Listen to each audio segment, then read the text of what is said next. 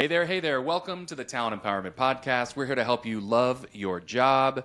We unpack the tools and tactics of successful humans to guide you towards your own career empowerment. I am your purpose-driven little host, Tom Finn. And on the show today, we have Sharon Zehavi. Sharon, welcome to the show. Thank you so much, Tom. Sharon is high energy. You are going to love hearing from her today. And if you don't know a little bit about her background, she's an award-winning speaker and international branding and marketing specialist. She is all things strategy and the creator of Sex Up Your Brand, supporting small business owners to gain exposure and grow their outreach using organic strategies. She's also the co-founder of 360 Startup Partners, helping early stage startups with their investor and user acquisition, which is very cool. But her true passion lies in helping business owners grow their brands and fulfill their passion. Let's start with an easy one, Sharon. I love the name of your company, Sex Up Your Brand. Where did it come from? That's a very good question. Sex Up Your Brand came from a very interesting story, actually. I used to own a studio, and I hired a coach to help me figure out how I can kind of work a little bit less in the business and grow it a little further and turn it into more like a consulting business. And we were working through things. He was giving me some advice, some structure, and so on. And then I guess I got really comfortable with him. So I asked him a question that really bothered me. I asked him, when I first met you, did you feel like I was flirting with you? And he was like, what? No. And he's like, why are you asking? And I'm like 2 or 3 different people in the last while have said to me things like, stop it, like dial it down, you're too much. Or the reason why people are not taking you seriously is because you're too much out there and you're so flirty. And I was like, should I dial it down? Because I'm not trying to be flirty. I'm just talking. And he's like, absolutely not. He's like, don't you ever dial down who you are for anybody ever. And I was like, yeah, but I mean, what if I'm threatening or they feel uncomfortable or they don't want to work with me? And they're like, then they shouldn't work with you. These are not your people. And that beautiful moment where somebody finally gave me this permission to just be who I was, like confident and loud and sassy and in your face. There was so much relief in me where I'm like, yes. Just be. That sounds so much easier than trying to be something I'm not. Yeah. And so we kind of decided that instead of, kind of coming up with a whole new angle, I just lean into that perception that people had about me, that I'm too much, that I'm too loud, that I'm too sexy. And I just went for Sex Up Your Brand. And you can imagine that some people were like, oh, well, you're going to attract the wrong kind of attention with that name. But I got to tell you this. Before I had Sex Up Your Brand, I used to go to events and I had guys flirting with me all the time instead of talking about business, not taking me seriously, acting like I was the secretary and they're the boss. And I was tired of it. With Sex Up Your Brand, when I just put it in their face like that on my business card, or just put it like, this is my website, this is my company, all of these douchebags are so threatened by it. They just run away. And I'm left with all the strong people, the men who are not threatened by powerful women, and all the cool women who are excited to work with powerful women. So owning who you are can kind of help you with this like natural selection, where you get to work with those you really want to work with. That is way better than I thought the story was going to be. I mean, that is so much deeper and has so many more levels than the way that I was thinking about it.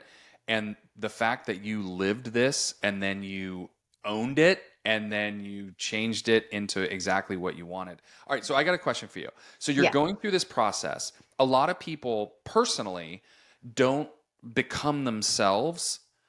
It takes a long time for some. The way that I heard the story is, hey, look, I was myself. I had a coach. I had some people give me some feedback that maybe I should change myself. Coach said, nope, never change yourself, which, by the way, kudos to that human that did a great job, because that is the right advice. And And then I just kept being myself. Was there ever a moment there, like a long period of time where you didn't feel like yourself? Oh my gosh. I mean, I don't know if this is something a lot of guys can relate to, but I think as a woman, you are constantly hearing what you shouldn't be doing. And the crazy thing is, it could be the thing that you just started doing because you were told to stop the other thing you were doing before. It's like you never get it right. There's always something you're doing wrong. And this is from the most shallow of things, like, you know, oh, you should talk more. You should talk less, actually.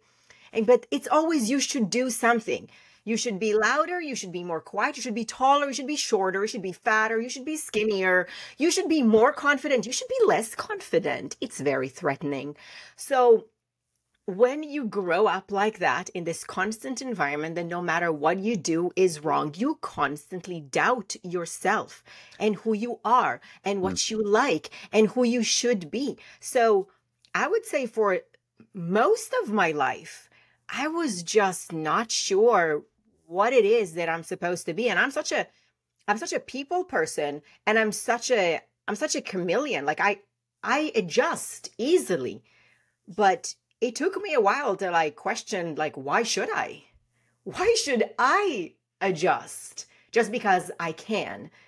I mean, there were like for most of my life, I thought I was very, very ugly, because I was told that I was not very attractive and therefore I should just give up and stick to the fact that I'm somewhat smart and somewhat funny. And I'm like, sure, I'll stick to that because that's all I have to hold on to. And then when I started getting attention as if I was pretty, I was almost like, wait, what? So maybe I could be pretty. So I kind of felt a little bit more comfortable, doing my hair, doing my makeup, dressed up the way I like, feel all powerful. And then even from friends and family, I would hear things like, what is this? This is too much. This is not okay. Why are you doing this? And I'm like, oh God, I got it wrong again. Right? And I feel like most women can relate to this. We always get this kind of feedback from somebody, people who care about us sometimes, encouraging us not to be who we are. And then no wonder most people don't know who they are when they try to build their own brand, because all they have to rely on are things that they've heard from other people about them.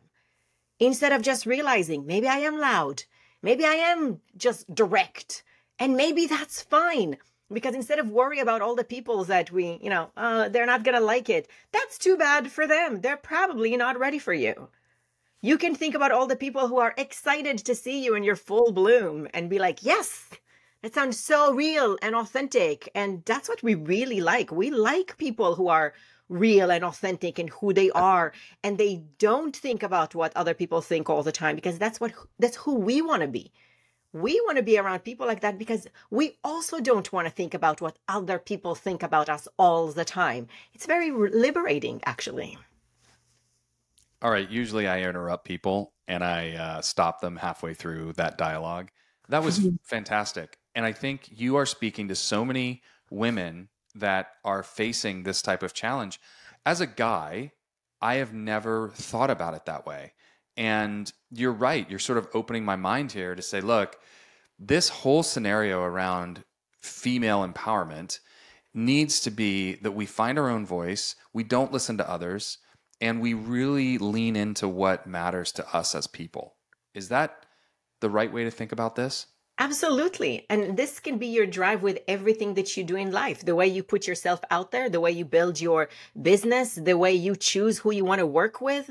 Every decision that you make needs to come from a real understanding of who you are, what are your values, and who are the people you want to spend time with. And you can't figure it out unless you let go of who you are. Just like be that person without having to think, oh yeah, maybe I'm not like that. Maybe I should be more like this. You shouldn't be nothing more than just you.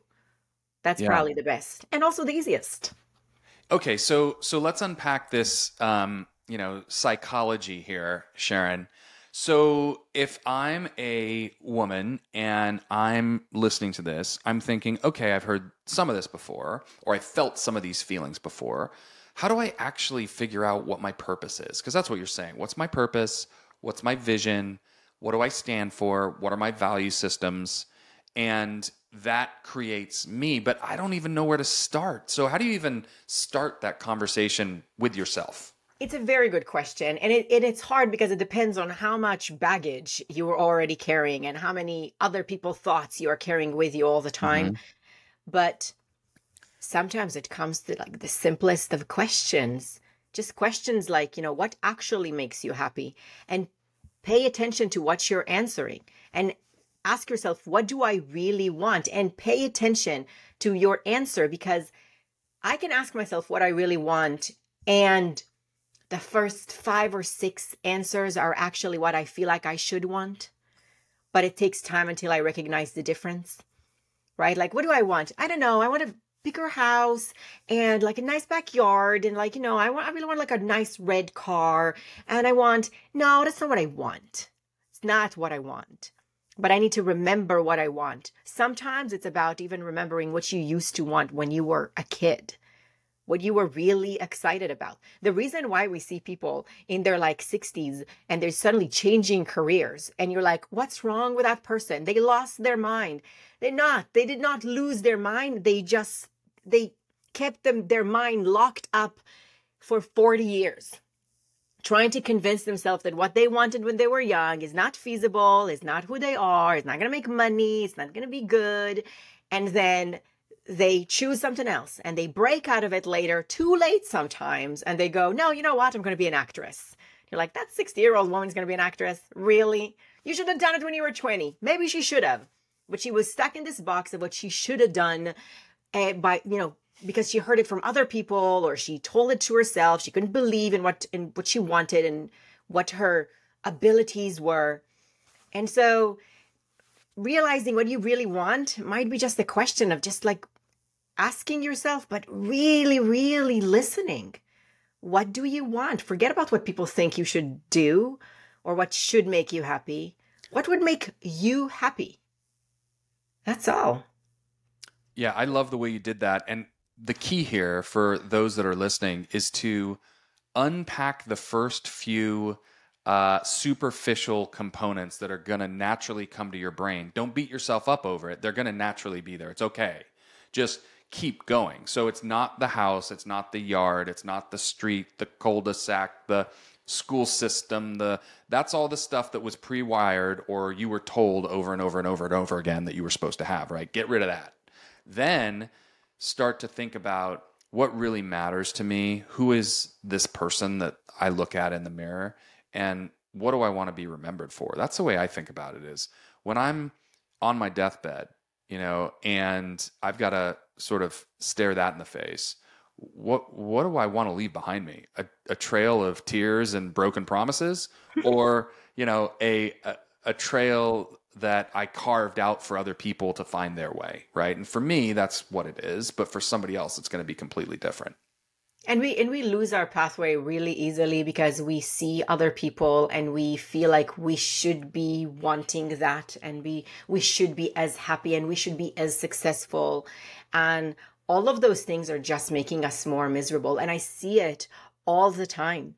Thanks to social media, we are under the illusion that everybody's doing so much better than us all the time. Yep. And it's always making me laugh when people are like, well, I should be like this person. And I'm always thinking, that person took the time to post something to show you how happy they are. So how happy could they possibly be if they really needed your like to confirm that they're happy?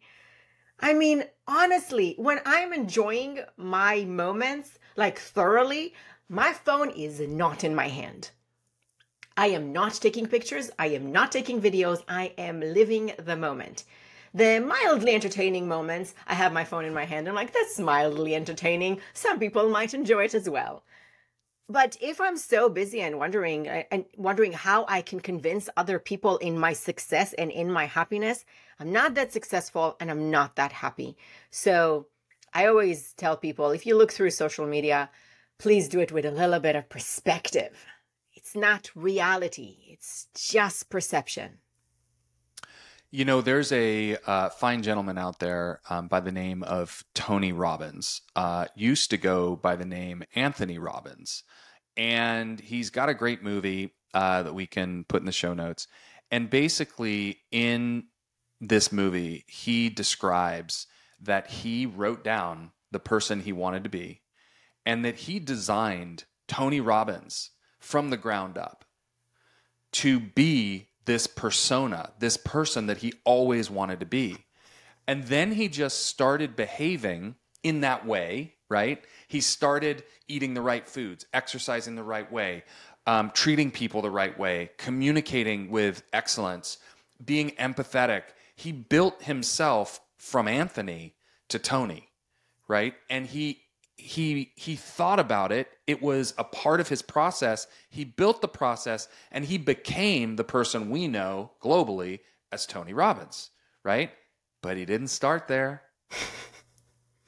Like, this is not even surprising to me. We are our worst enemy. We put these obstacles in front of us all the time about what we can't do and what's holding us back and how this doesn't make sense. And it's ridiculous. It's nonsense. You know, one of the gifts that I feel my parents gave me, even though, you know, if I go to a therapist, I probably have a lot of things to say about them and all the things they did wrong. The one thing they probably did right is that they always made me feel like it's possible. Whatever it is I wanted, maybe it's because they were both creative people, but I would always come up with some ridiculous idea about something, and they would go, okay, let's see how we can do that. Rather than what most people do, which is, no, it's complicated, it's long, I'm not sure it's going to work, you might fail, and it doesn't even matter what it is. It can be a goal that I really wanted to achieve, or it could be a really silly costume I wanted to make for Halloween. And my parents were like, we can't buy that, so let's figure out how we can make it. So that's that kind of mindset of, yeah, it is possible. It's just a question of how we're going to make it happen. If you can practice that with everything that you want, from the smallest of things to the biggest of goals you have, I think it will break a lot of the barriers we all carry all the time of what's not possible. Because the truth is, very little is not possible. Yeah, then it just comes down to confidence, right, Sharon? Like, you've got to have the confidence in yourself to say, I'm okay to push the barrier here. I'm okay to try something new and experiment. And I'm also okay if it fails. That's the hardest part, I think, for people. Well, I mean, nothing really fails until it's like the end of the story. And who knows when is the end of the story? And I always say that to people. I work with a lot of people that kind of look at some moments in their lives as like this, like one moment that's going to change everything. And I'm like, you don't know that. You don't know that this moment is going to change everything. Mm-hmm. Maybe your story is a whole novel. This is just a chapter. And maybe it's supposed to fail, so the next chapter is even more epic. You have no idea what the story is yet. So you can't treat it as this like, this is what I need. This must happen. This is the thing. I don't want to fail, because if it fails, then I lost all of my dreams and all of my options. That's never the case. If anything, the more you try, those times you get a no and you fail, they're not important. Nothing changed. You remain where you were before.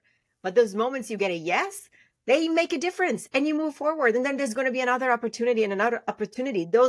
That confidence you speak about, this is just knowing that no matter what's going to happen, you're going to get to where you're supposed to get. Maybe not now, maybe not next week, maybe not next month, but you're on that way. And if you're confident you're going to get there, then nothing in the way is going to disturb you, really.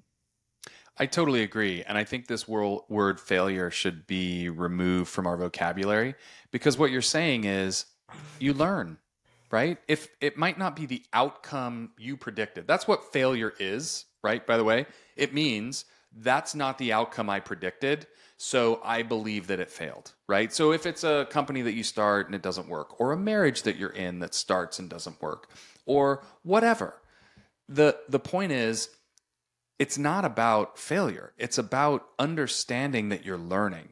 And if you're smart and confident and growing and have a growth mindset, you will take that learning and accelerate your life, right? In a really, really fast way that can be differentiating. And like you said, it could be a chapter. It's not the end of your book. Yeah, exactly. I think if with that kind of mindset, nothing seems that bad. And I can tell you many of times where I felt like something in my life was clearly a bad thing. Like clearly, you can't argue that. That's a thing that happened. It shouldn't have happened. It was horrible. It was a mistake, and nothing good would ever come out of it. But if I think about it, I can tell you a lot of good things that came out of it, whether if it's the people I met because of that, or new opportunities that happened because of that, or even just internal realizations of who I was and what I wanted and what I need to do to connect with my purpose. If that's the outcome, then even the crappiest situations are a good thing. How do you deal with crappy situations now?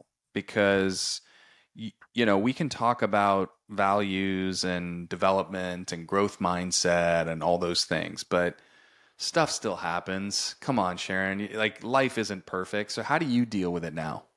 So I'm going to give you a real honest answer. And I'm not going to give you this like fake answer of like, you just have to brave through and be positive and remind yourself that everything is possible. You have to breathe and meditate. Yeah, I you love that one meditate too. every morning, the universe will just provide, okay? Yeah, yeah. The truth is this, when something really crappy happens, first of all, I get pissed, okay? So I get upset and I get annoyed. I try, unlike before, not to get it out on other people. I try to get it out somewhere else on an email or a phone call or something. I just vent out the frustration. Once the frustration is out of the way, usually I try to fix things because I'm a control freak. So I go, no, no, no, it's not actually this bad. It's actually fine. Look at this being fine. And then when I realize there's little I can do and I move to acceptance, then I let go. And when I let go, this is something that I need to listen to after this, but it's every time this way. After I get frustrated and I get angry and I try to fix things, when I let go of my resistance of how this should be different, good things happen. Things fall into place better without me trying to actively put them in place. And every time it happens, I'm always aware of it because I'm like, look. You stopped fighting it and it sort of became okay. And you didn't have to do anything. And I have to remind myself that because people like me who get angry and frustrated and try to control the situation, that's all we want. We want control. And it's really frustrating when we can't control things. And unfortunately, the only thing we really can control is how we react to things and not any situation. So I can even tell you, like, there was one time I was supposed to be speaking in this event. It was supposed to be in a specific day so I can promote everything. They gave me the wrong slot. It was on the wrong day. I couldn't promote my stuff. I'm like, hold on. Everything is wrong. And I'm making phone calls at night. I'm like, because it's tomorrow. And I'm like calling and I'm like, no, it cannot be it. This is everything that I worked on. It must change. And then at some point around 2:30, maybe 3 in the morning, I was like, you know what? It is what it is. Tomorrow is going to be fine. I'm going to make the most out of it just like I always do. And I'm tired. I have no energy to fight this. And like 15 minutes after I said that and truly relaxed, not some kind of like, no, it's fine. Truly relaxed. I got a message saying, it's fine. We pushed you to the Friday. It's okay. You can do it on Friday. And I was like, what? Look at that. Me manifesting some kind of a connection with the universe. But I don't know. That's how I deal with crappy situations. And trust me, I've gone through a bunch of crappy situations. So this is not some thin like advice about what it's like when you don't get the coffee you wanted in the morning. This can be about really crappy situations. Yeah, I'm with you. I think the tool in my toolbox is along the same path, but I try to think about what the other person is feeling and what the other person's challenges are. So let's say a deal that you really wanted in business doesn't come to fruition. I try to think about, well, what was their perspective of me, of the company, of the situation, of the, what are they dealing with that has caused them not to want to move forward, right? Usually it's self-preservation. So in business, a lot of times things fall through because if the deal is bad and it doesn't create value, then okay. Another one, though, if you're creating value, could be that the person has a self-preservation issue, meaning they're in a role, they don't want to take a risk, they're scared, they have a whole bunch of baggage personally that flows into the way they do business, and they just can't get over themselves, right? It's all self-preservation. I don't want to lose my job. What if my boss gets upset? What if what if this doesn't work? What if it fails, right? This failure thing, then I'm a failure. I could get fired. Now I've lost my house, that perfect lawn that I have, that cul-de-sac that I live on, my perfect partner. It's all gone because I made that one error, right? That's how people actually think, Sharon, right? And so I try to put myself in the shoes of those other folks and think, they're probably feeling this, thinking that, struggling with this, right? Whatever it might be. So that's how I deal with the challenging situations. And, and then good cocktails, good, strong, good old-fashioned cocktails in the evening for me is a pro move. With as long as you're of legal drinking age, of course, and limit your consumption. So responsible. I love that. Thank you.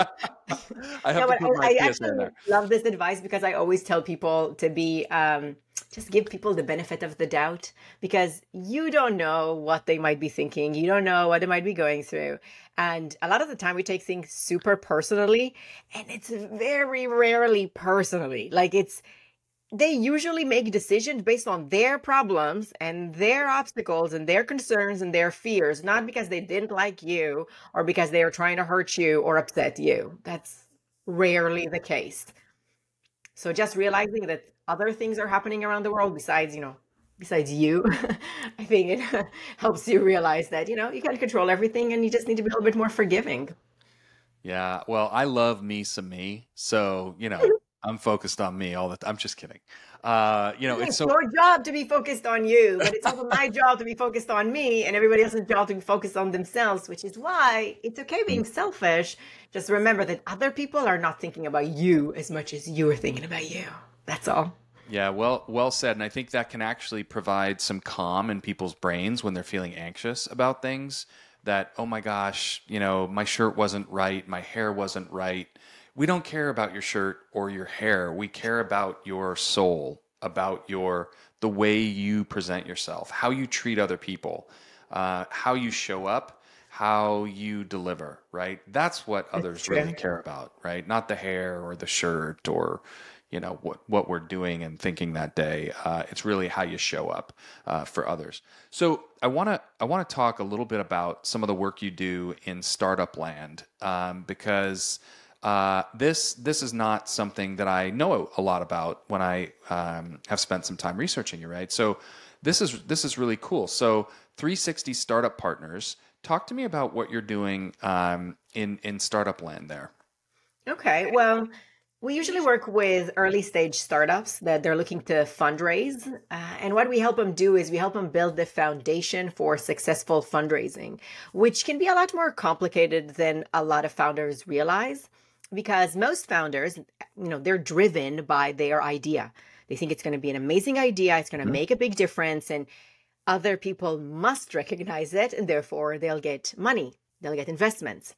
The problem is there's a lot more to it that you really need to be able to demonstrate really quickly in front of possible investors, so that not only they're interested in the idea, but they can see the feasibility. They can, you can address their concerns about, if it's going to be successful, how is it going to be successful, prove to them that you have something that can work against the competition, or that you have the right team on board and so on. So because a lot of startups are not aware of all this kind of stuff, they usually struggle so much in getting this early stage investment.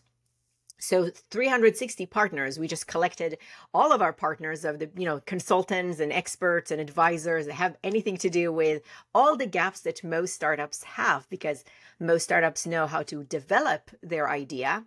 That was why it was their idea, because they have an idea of how they're going to develop it, but they don't know how to work through the marketing, how to work through the sales or branding, or even the financial side of things, and how to make how to make this like environment of fundraising something that an investor can recognize as an opportunity rather than a risk. So our team just comes in and helps those startups to make a big difference. And we usually work with impact-driven startups. So it's also pretty rewarding to see them, make a difference. Well, I wish you were around, or I knew you when I was starting my company 6 years ago, because I would have taken a completely different approach to fundraising. We read all of these articles, news reels, what have you, about the next startup that got 20 million, 50 million, 100 million. And it just feels like, as founders, oh my gosh, like, it's out there. All I do is I show up and I say, I've got this really cool idea, and everybody throws money at me. And I can tell you, after about 250 VC calls that I've had over the last 5 years, that's not the way it works. Nope. You have to be very strategic. You have to have your pitch deck down. You've got to have your pitch down. And they're coming to the call to say no. That's what they're coming with. They're coming with the idea of no. Why?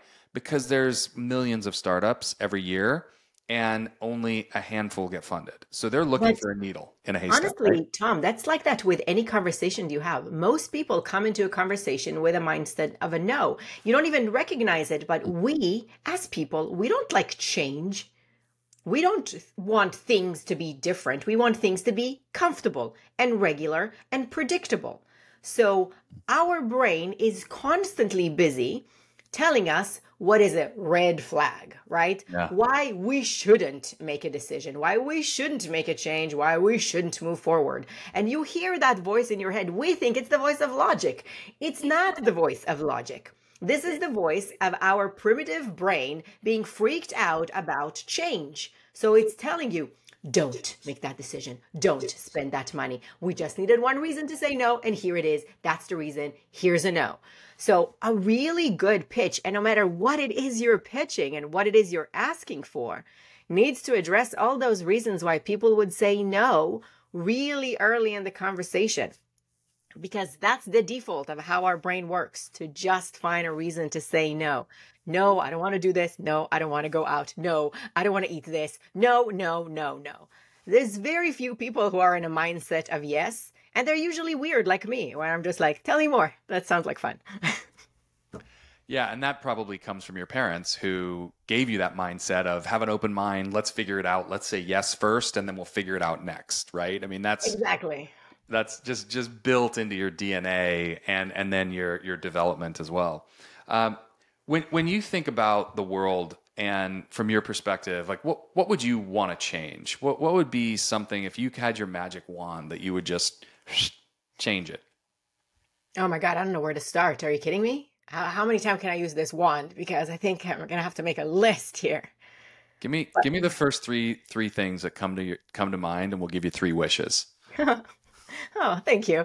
I don't know. I mean, when you first said that, I guess because everything we are talking about right now, but what I would really want to do is help people realize how much good is in them and how much they can do for others, just like this with my wand, really quickly, without having to go to a therapist for 10 years, something where they really recognize that everything is possible, but not just for themselves, but for others. I think if we're more giving and we are more focused on helping others build their possibilities and their dreams, everything around us will become easier. What we want will come to us. And it's not because of some kind of a universal magic thing, and it's not about manifestation. It's just because you surround yourself with this giving energy. There is no other way. The reason most people don't get what they want is because they don't give anything. Yep. They just hold back. And they think that everybody's trying to scam them and hurt them and offend them. And they're always in defense mode. How would you recognize an opportunity if you're defensive all the time? So that's one thing I would love to change, because I truly believe that if we are more open and caring and giving, we can fix a lot of the crap we have right now in the world. That is so well stated. I absolutely love your answer, but you have 2 more wishes. I knew you were going to say that. So let's go to number 2. Number 2. I think I would love for people to recognize that we are not the driving force in this world, that we need to learn to live in harmony with other things that are not people. Okay? Because every other species seemed to know that with no problem, living in harmony with the environment and other species around them. And yet we are constantly trying to find a way to ruin that harmony, almost like we're supposed to be living differently than how nature wanted us to live. And so we're like, oh, we found a solution. We didn't find a solution. We created a problem, which we now need to find another solution for. Yep. And I kind of wish that we were all of us as people, we kind of knew how to take a few steps back and recognizing that our hunt for power and money is not the center of the world. And the world is going to run after we die, and that money and that power will go to nothing, and we won't care because we'll be dead anyway. So I think maybe this is something to do with recognizing how little we are and how we should be living in harmony with everything else, not just with people. So which is kind of like related to my first thing, but extended. Maybe. Yeah, you're on a theme here. The first theme was understand yourself and believe in yourself and have confidence in yourself. And the second theme is externally have empathy in the world around you and lift up other species.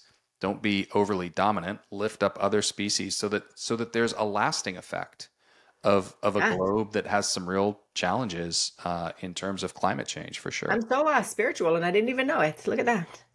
All right, you going to stay on the same track for wish number 3, or are we going a different direction? I don't know. I think you're going to have to tickle my brain in a different direction for it to start going in a different direction. You say world peace, and it's the trifecta. I mean, you've hit them all. Or you can I feel like with what I said before, I feel it will lead to world peace if we're a little bit more understanding and giving towards each other. For sure. I think one solves world peace if everybody's starting to feel better about themselves, right? And if you're taking care of the planet and you feel better about the longevity in your neck of the woods and in others, you're probably feeling pretty good about world peace at that point too. I feel like if we were busy a little bit more finding what makes us, the same rather than what makes us different than other people or other species or whatever, then I think everything will be better. I'm talking about, world peace, and I'm talking about world hunger, and I'm talking about all those things. If we recognize that there's more that makes us the same rather than makes us different, I think a lot of our problems will be solved. But the problem is, those who really want power and those who really want money don't want us to be very connected. They want us to be separated, and they want us to thrive over, hating each other because they can control us better. I mean, it sounds like some kind of like I'm exaggerating maybe, but it's not. This is just a common situation. And you can see that in most countries. There's always a reason why the other group is not as good as you. And it doesn't matter which country you're talking about. Yeah, no, it's totally true. So I think that's your third wish. I define it as this. Wish 1, know self. Wish 2, know environment. And wish 3, know others. I should print this on a T-shirt. I feel like it would be really good. Well, we recorded it, so you can just play it back, and it'll be right there for you. And then you can print it on a T-shirt if you forget. This has been absolutely fantastic, Sharon. You have a fantastic company. I love your energy. I love that you named your company Sex Up Your Brand. I love that you're loud. I love that you're authentically yourself, and I think you bring a lot of noise and a lot of fun to the table for other women and men to look up to. And I thank you for all that you're doing. Thanks, Tom, and thank you for having me here. This was such a pleasure. Yeah, absolute pleasure. And for those of you listening, we hope it was an absolute pleasure for you as well. Thanks for tuning in. We hope you've unpacked a few tips and tricks to either love your job or yourself or others or the environment, and get ready to dive back into all things happiness on the next episode.